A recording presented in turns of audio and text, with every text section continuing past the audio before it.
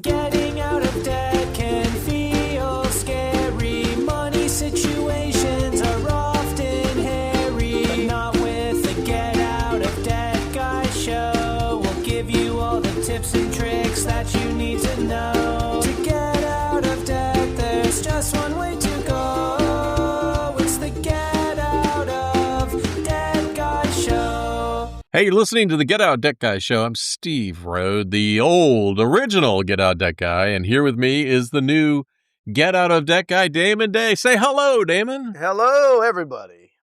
Today we're diving into a tough reality check. The cost of living is rising faster than most paychecks can keep up with it. Job growth is slowing, and shrinkflation is shrinking our groceries. And even basics like electricity are climbing higher than inflation. Families are feeling it everywhere, from housing and rent to medical bills, insurance premiums, and even the hidden fees that sneak onto our monthly statements. We're going to break it down, share real-world examples, and talk about how to navigate when your paycheck doesn't stretch as far as it used to. And Damon, this is a tough subject for a lot of people because, you can only juggle the money so far.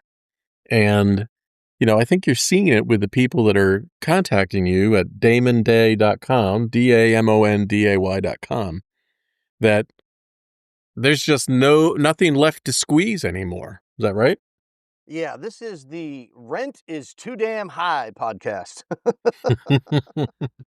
No, I wanted to do this topic today on inflation in the sense that I want people to really think about how much things cost today versus how much it cost to live 40 years ago. Because when you think about retirement, most people, I find, are thinking of things in terms of how much am I going to need to have a comfortable life, right? Monthly. How much do I need per month? Okay, my rent is this. It's like that old expression, if I only had $1 million, I'd retire rich. Yeah. But nope.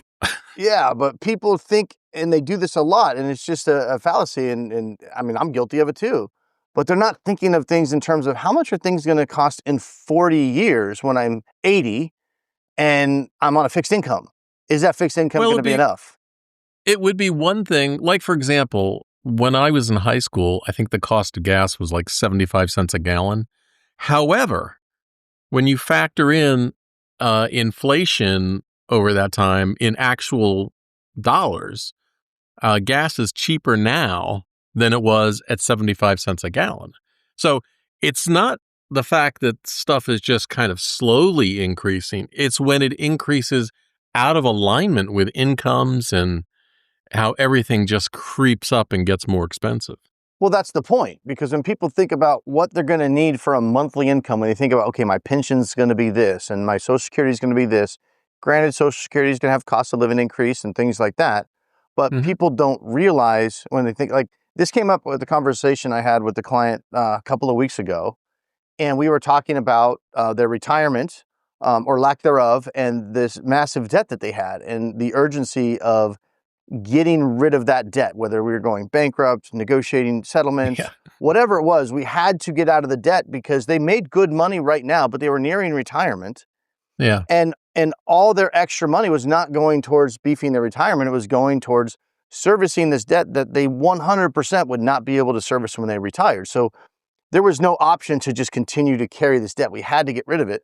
And the sooner we get rid of it, the better, because then all that extra money, while they're still earning, can go towards retirement. But we were talking about, I said, hey, look, if I had a magic wand and I can wipe out all this debt, how much would you need right now, to live? And they figured out their pensions when they actually retire, everything's going to be about $7,000 a month is about what they're going to get. And I said, can you live, if the debt was gone, can you live on $7,000 now? And they said, it would be tight, but we probably could. Yeah. And then give I it said, 5 years. Now, and that's what I said. And I said, now imagine $7,000 10 years from now or 20 years from now. That's not going to be anywhere near the 7,000, because if you think about 40 years into the future, if you're 40 years old right now and you think about how much are things going to be when I'm 80, think about what things cost in 1985 versus what they cost today. and you can kind of project it might do the same thing. I think we need to come up with a new game. We should call it Your Debt is Lava. Yeah. Yeah. Your debt is lava. Don't touch the lava. Get rid of it. Yeah. Well, I get a Social Security check every month. Thank you. The old get out of debt guy. I mean, that's right. It goes with the territory. And I mean, my cost of living change that I get every year, I think last time it might have been 3.5%. So, that was keeping up with inflation okay. But the bottom line is that my Social Security check alone would leave me homeless. Yeah. So it doesn't matter if it goes up with inflation. It's just not enough. Yeah. And of course, one of the bigger problems is it's what I call the treadmill effect. Over the past few years, prices for everyday things have jumped much faster than wages. That's the real problem. Mm-hmm. When stuff goes, oh, hey, nobody's going to be able to hear this in the podcast when it's edited, but my dehumidifier just kicked on. I can hear it. Gotta love the East Coast. Yeah. We don't have those in Arizona. No, you have dry heat. Yeah. So wages are just not rising as fast as inflation. And so even though wages did go up, they're just going to keep you feeling like you're on a treadmill, especially when things like electricity is going up at twice the rate of inflation. Yeah. And this is the Scared Straight edition podcast, right? Yeah. Because, there's so many people listening to this, obviously, that are in debt. That's probably why they're listening to the Get Out of Debt podcast. Mm-hmm. And we harp on this all the time, but I just really wanted to shine this light on, because we talk about it, it's costing you too much in retirement. People think, even if you can afford to service the debt, you have to realize that you most likely cannot afford to service the debt. You might be able to today, but it's costing you so much of your future, and what you think you're going to need to have a comfortable life when you're 70 years old is not enough. It's not. It's going to be more than you think it's going to be. Think about, let's say you're renting right now and you're 40 years old, and you're renting a nice little place on the in the West somewhere, not in Kansas or something like that where it's cheaper. But let's say you're renting a nice little 3-bedroom house. It's $2,500 a month. If that house was built in 1985, which maybe it was, what do you think the rent was on that house 40 years ago in 1985? It was probably about $500. Exactly. Yeah. And if I would have told you in 1985 that the house that you're renting for $500 is going to cost $2,500 a month in 2025, you would have thought I was absolutely out of my mind. There's no way in hell, because that $2,500 would have probably been more than your monthly income, very likely. Yep. And you would have been like, there's no way, it's not possible. Okay, so extrapolate that forward 40 years from now, that current house that you're in, that you're like, okay, $2,500, my groceries are $1,500. You're doing this budget, but now fast forward when you're 80, that house could easily be renting for $8,000 to $10,000 a month, 4 to 5 time increase, which is what things have increased. Your income might go up with adjustments, but it's the other things that we can't control. But you're also just leading people also going to be on a fixed income, and they may go up on adjustments, but probably not as fast. And like you said, is the cost of living increase in Social Security going to help you adjust for the fact that rent is now $8,000 a month?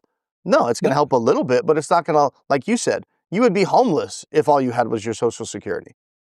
Another thing that I've been thinking about, as we've talked a lot about side hustles and stuff, is, and we'll get to the making the extra money, to stop the bleeding, but we've had such a cultural shift where things now feel more normal, like Instacart or, whatever food shopping thing. I'm just going to pick on this for a second. It feels more and more normal because we feel like we lead busier and busier lives, that we have to order our groceries like on Instacart. But, here's something that people don't think about when we're thinking about inflation is you can have inflation because of choices that you make. For example, if you're ordering groceries off Instacart, you've got two things that are going against you. Number one, you can't easily or as easily do like unit price shopping for, the better deal in whatever product you're buying when somebody at the store, like Damon, if you're doing a Instacart shop for somebody, you're not doing unit pricing, right? 100%. You're just picking up what they said. 100%. I would never use Instacart. We don't use Instacart. I drive for them, to make extra money, but I never use it as a customer for that reason. It's too expensive. Yeah, it's ridiculous. Well, and then you got, Walmart or something else. What I'm saying is that the shopper who's doing the shopping for you is not hunting out the best deal. They're picking out what you put in the cart. The shopper can't. Right. You got to do what the app tells you. Even if you see a much better deal right next to it, you have to get what the app tells you to get. Right. So you've got people who are using, again, I'm just going to use Instacart as the generic example, but, using that to buy groceries more. Now, here's the other thing is if you think that groceries are going up too fast because of inflation, now you add on to that the markup between the store and the app. It's another, 15, 20% between what it would have been if you went into the store versus buying it through the app. And then on top of that, you hopefully you've tipped your shopper, your driver. So you've got all those things. You're not shopping for the best deal. You're paying a premium and you're paying extra for that convenience. And, that's all eroding the value of your dollar. Yeah, 100%. You just, and the secret is not a secret. You just have to stop spending money on things that you cannot afford right now so that you can set that money aside.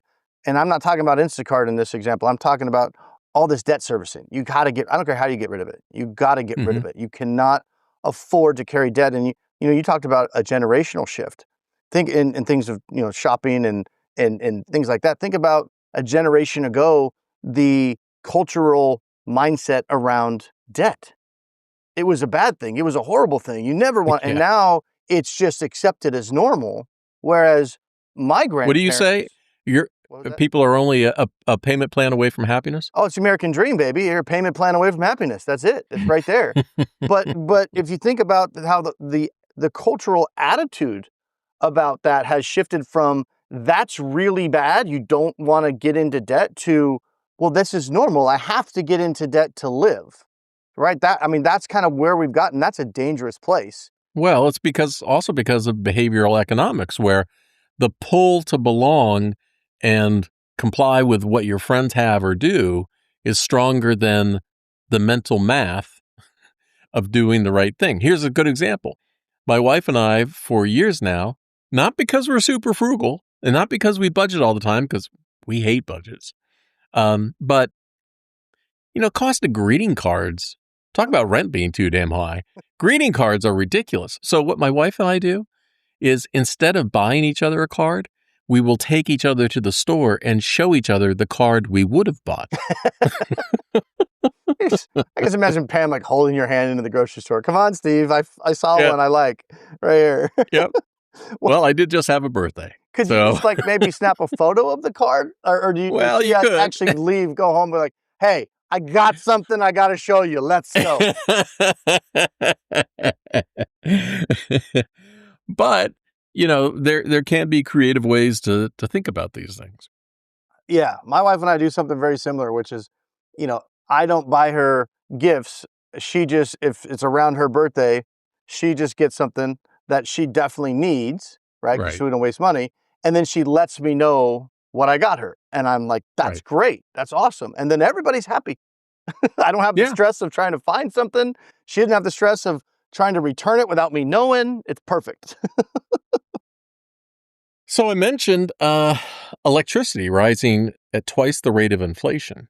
I mean, who's going to stop using electricity, right? And the reasons why it's going up so fast are complex. Fuel costs, extreme weather events, the massive investments needed to modernize the power grid, which we haven't done in this country in decades. And, now we have more and more data centers chewing up electricity. And this is a harsh reality. So, forget all the other things. When you retire and in 40 years, is electricity going to be cheaper? Hopefully. No. I don't know. I mean, No. And the answer is no. yeah. Overall, it's just, I don't know how to say this any other way. Everything is going to be more expensive. I mean, I was looking last night. What was the median home price in America in 1980? And I'm using 1985 because that was 40 years ago. And so Well, and I remember that year. About 40. Yeah. So if you're about 40 now, because I'm going to think about retirement age. Because remember, it's not just about how much things are going to cost the year you retire. You might live for 20 or maybe even 30 years after you retire. So it's not so much what the prices are going to be when you're 65. It's almost what the hell are they going to be when I'm 80 and not really able to change my situation much potentially. Like what I have is what I have. In 83, we bought our first house. I think it was like $75,000. Yeah. Well, you're right about the median home price because the median home price in 1985 was about $80,000. Mm-hmm. Today, it's $400,000. Yeah. It's an increase of 5. And so if that holds true in the next 40 years, that's a Tim McGraw song, or no, it's 30 years, my next 30 years. Anyway, if that holds true, the median home in America is going to be $1.6 million. And again, that will break your brain and you'll say, there's no way that could. Well, what do you think the guy said in 1985 when you said, hey, your $80,000 house is going to sell for $400,000 was a mansion to somebody in 1985. No way. Oh my God. You must be a Monopoly money guy or something, right? I mean, that's just $1.6 million is not going to feel like very much money. It doesn't even today. Remember when if you bought $1 million house, it was like, oh my. It was a mansion. Like, oh my gosh, that guy is so wealthy. Now it's a freaking tract home in Arizona. Mm-hmm. I mean, $1 million tract home. Great. Cool. Yeah. And what's the knock-on effect of that is that rents go up. It used to be before the pandemic, the rule of thumb was that housing should be about 30% of your income.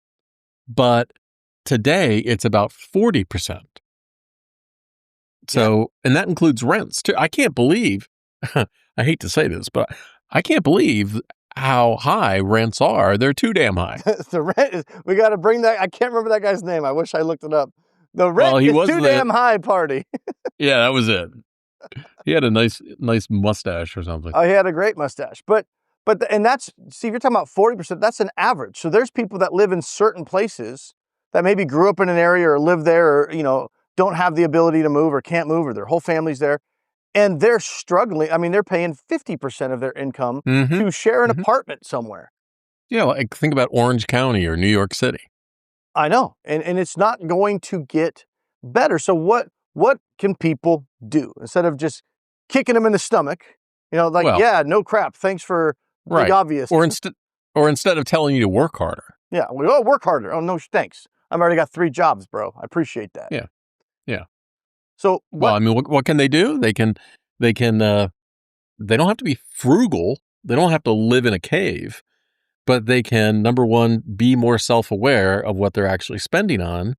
They can reduce their spending without changing what they want. Like the example I gave earlier, go to the grocery store, do a little price shopping comparison.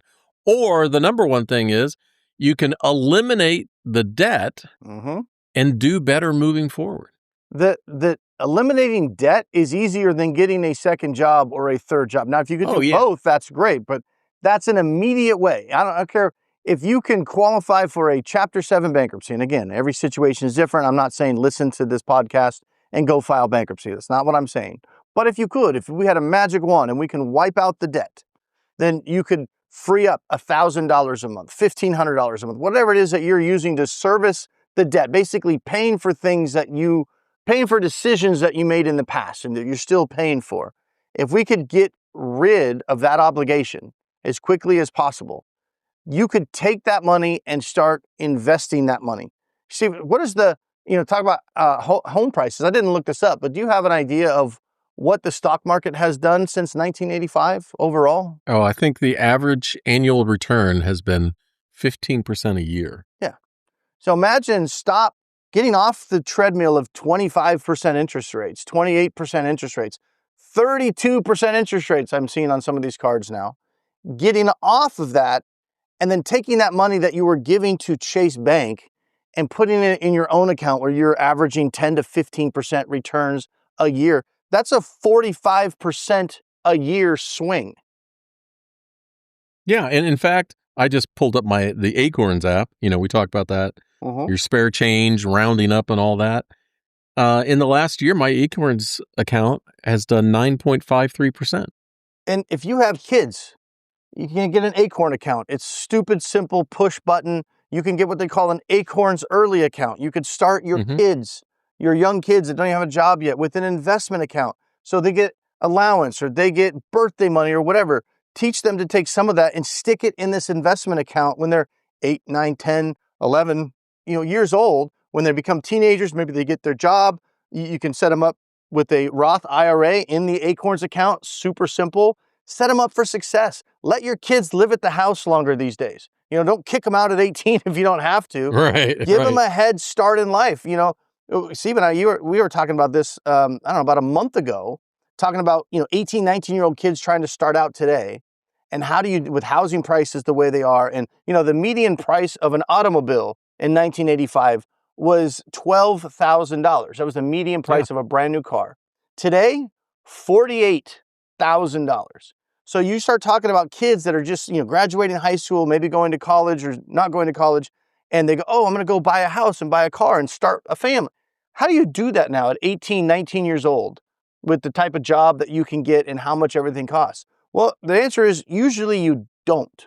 You let the kids stay in the house longer, but not staying in the house playing video games and wasting their life, but saying, hey, these 2, 3, 4, 5 years that you're here, that you're living rent-free, that we're helping support you, we're paying most of or all of your bills, you go out there and you hustle and you grind and you DoorDash, Instacart, whatever you're into, get some kind of an income coming in and invest half of everything you're making at least. My son puts 60% of everything he makes DoorDashing into the Acorns account. He'll be a multimillionaire when he retires. He has no bills right now. So don't waste those 4 or 5 years. Use it. That's how you're going to give your kids a hand up. Now, when my son's 24, 25, he's going to have $100,000 to start off with in his retirement accounts. He's starting his adulthood essentially with $100,000, and we can leave that. Don't touch it. He won't even have to worry too much about retirement because he'll be set with his DoorDash money from when he was a kid, right? So you got to help your kids too, but everything starts from getting out of the debt. You have to put your own oxygen mask on before you can help your kid. You have to get your cash flow in order first.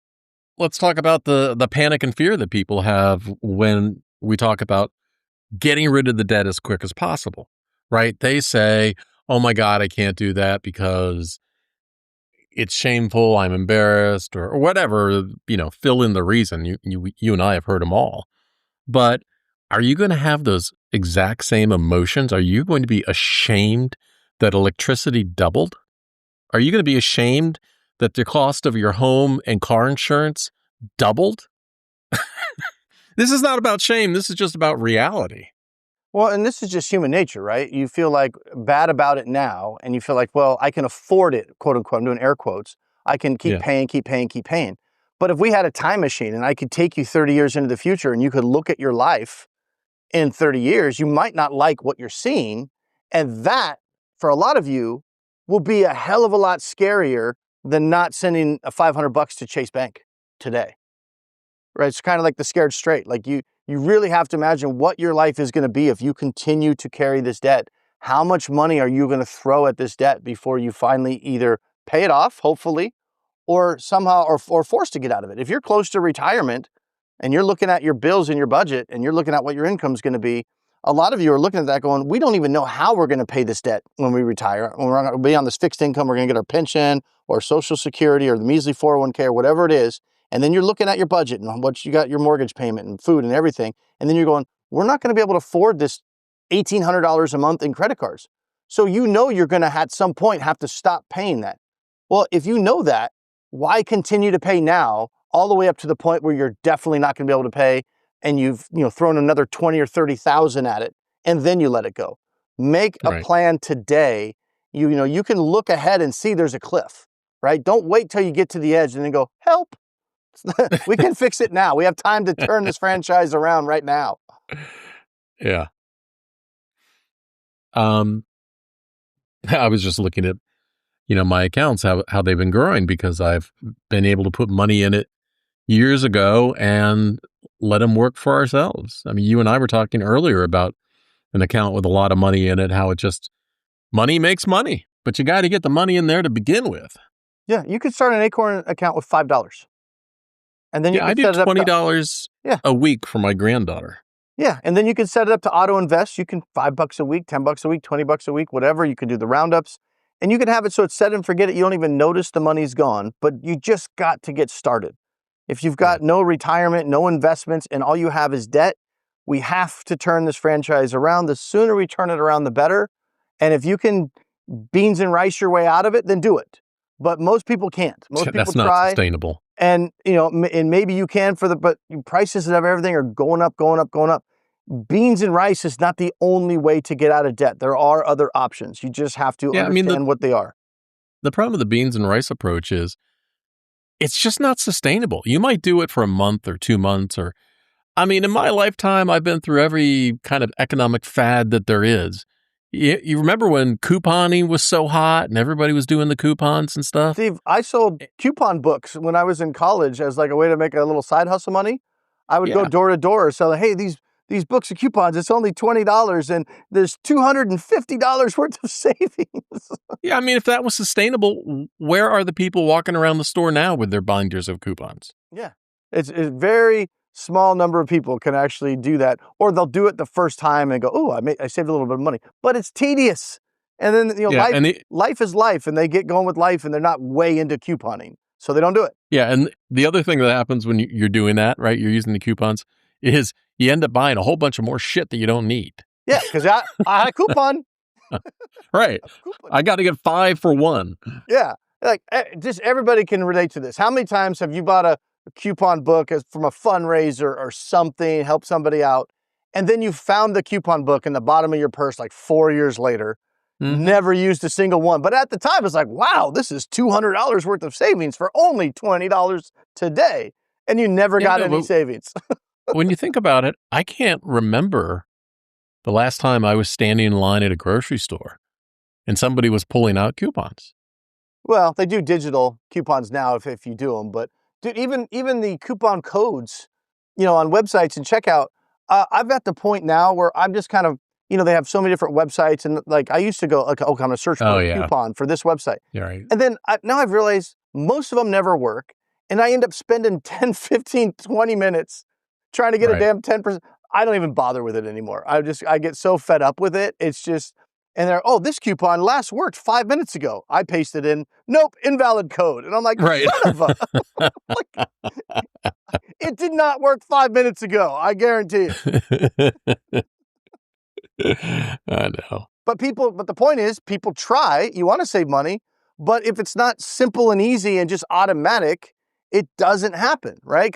So saying that's with beans and rice. It's like you get the budget set up and you get all motivated and you talk to your spouse, you talk to your kids, and all right, there's a new sheriff in town and we're gonna, cut out all this stuff and we're gonna save money. And you might pull it off for a month, maybe 2, and then it just drags and people are like, kids are like, really, Dad? Right. The other thing that happens is you've done that and you feel like you're starving yourself of just enjoying life. And then it starts with, all right, I'm going to get this Starbucks just today. Yeah. And then that Starbucks is like the best Starbucks you ever tasted after you've been on a budget for a month. And then you got one spouse kind of sneaking it, like, I got some petty cash in the drawer. That's off the books. Yeah. The most effective thing that I think that I have ever personally done to curtail unnecessary spending, absolutely, this is the best thing I've ever done in my life, is before I buy something, I just ask myself, do I really need this? And let me give you an example.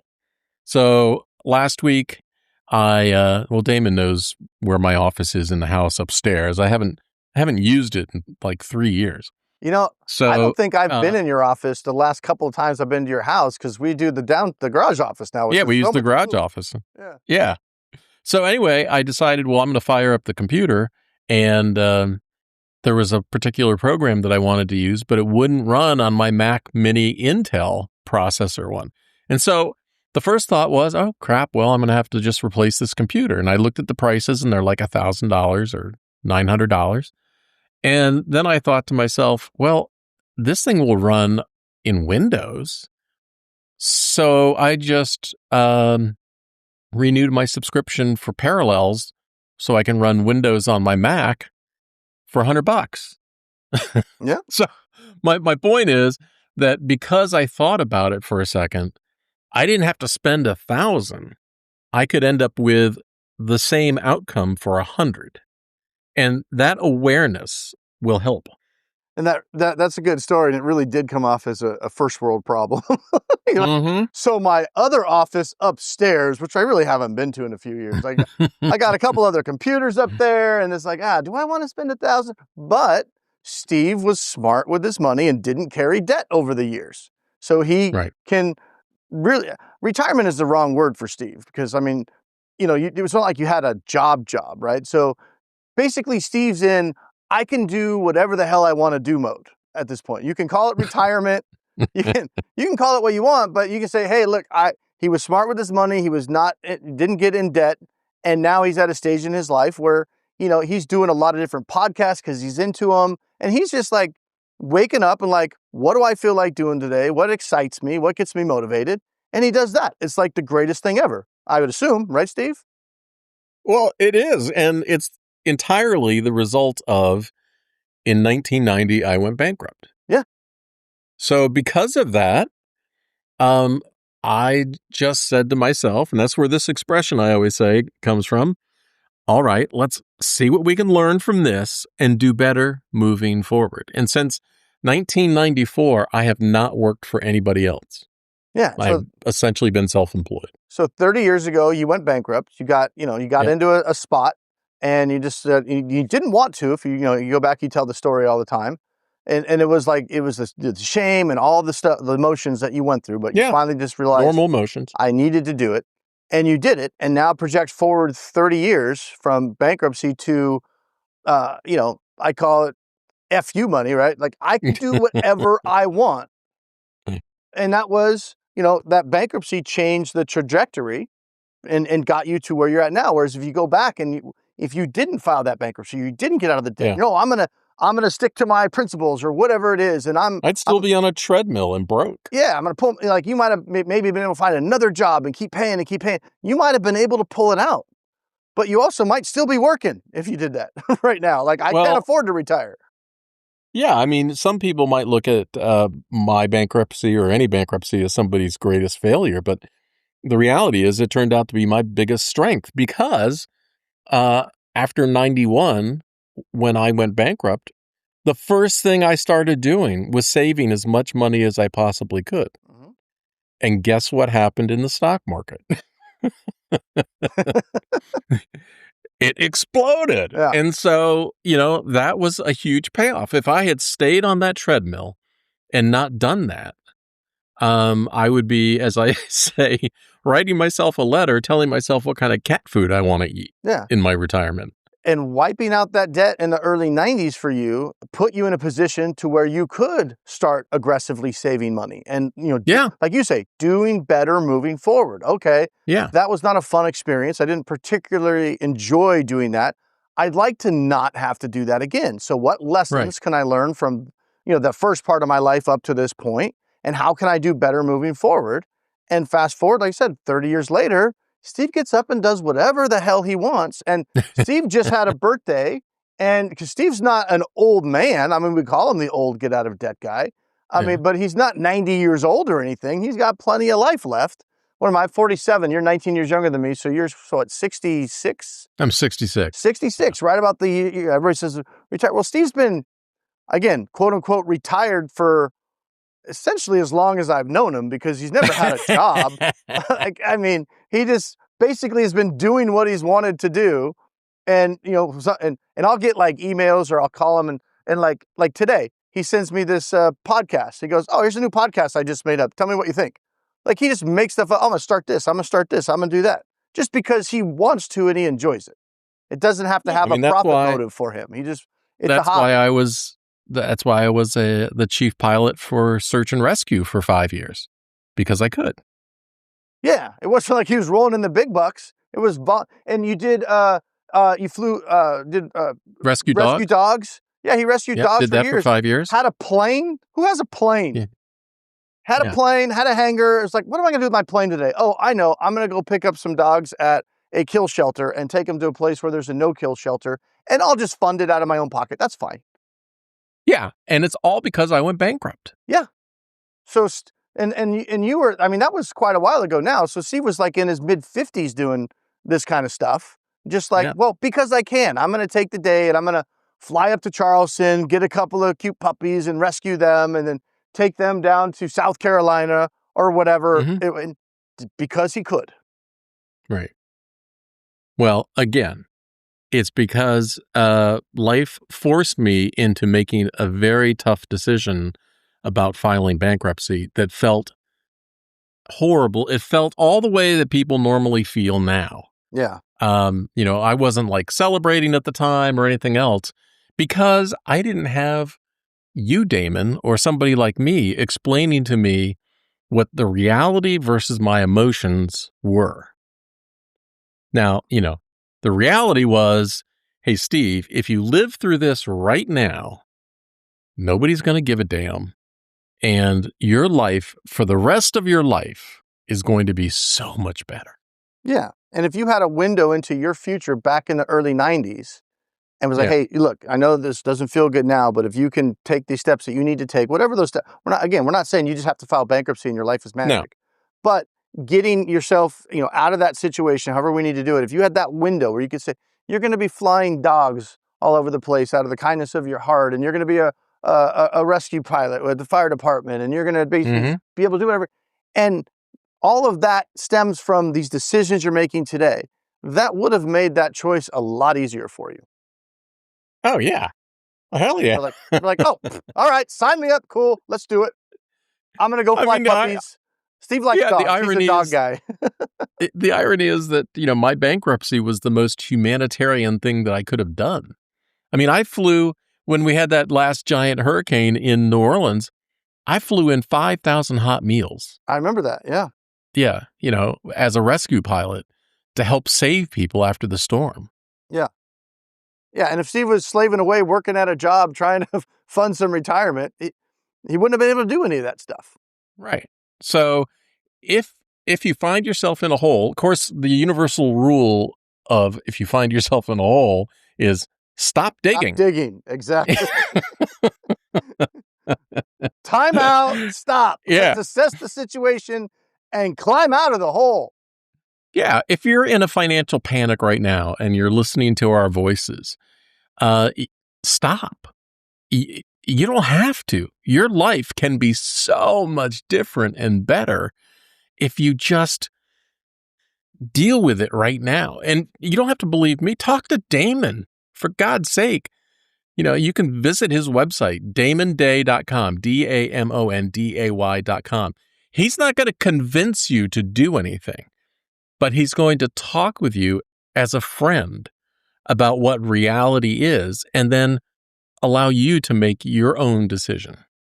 Yeah, we're going to stop digging, assess the situation, and we'll do better moving forward, whatever that looks like. All right, Damon, I think we should wrap it up there. I think it was good. I mean, you think, hopefully it's scared straight. I mean, we weren't super harsh, but bottom line, guys, everything's going to be more expensive than you think it is 20, 30, 40 years from now. You need a lot more money than you think you do. And if I'm wrong, I'm not, but if I'm wrong, in 20 years, you're not going to be like, that son of a bitch, Damon, made me save too much money, and now I have all this cash in my bank. What an asshole. You'll still like me. Yeah, nobody ever retires. Nobody ever is on their deathbed saying, I wish I'd worked another day longer. All this extra money I have to give to my kids. Damn it. Damn. All right, Damon, I will see ya. Peace. Steve Rhode and Damon Day are coming at you fast, getting you out of debt with their true grown man. Steve's the yin to Damon's yang, and they are here to save the day.